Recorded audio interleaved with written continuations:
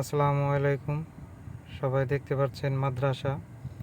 এটা আমার কফিলের মালিকের মাদ্রাসা, ছেলের মাদ্রাসা, সরি ভুল হয়েছে, কফিলের ছেলের মাদ্রাসা।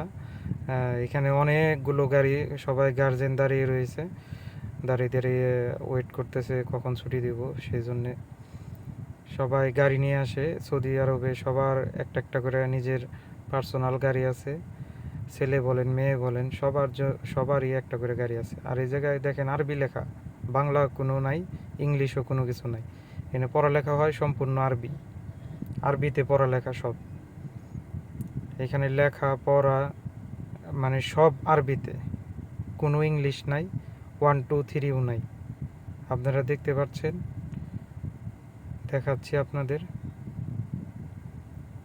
অনেক গাড়ি, অনেক, প্রচুর। আমি এখন মাদ্রাসার সামনে দাঁড়িয়ে ভিডিওটা করছি। দেখেন সবাই দাঁড়িয়ে রয়েছে ছেলে মেয়ের জন্য, ছেলের জন্য। মেয়ে নাই এখানে, এখানে সম্পূর্ণ ছেলেরা পড়ালেখা করে।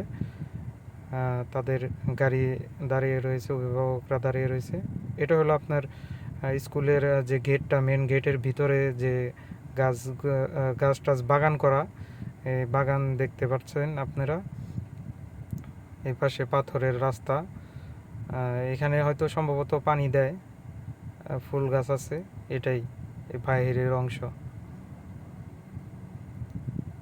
এখন এই ছেলেকে নিয়ে চলে যাব 4টার পরে, নামাজের পরে চলে যাব।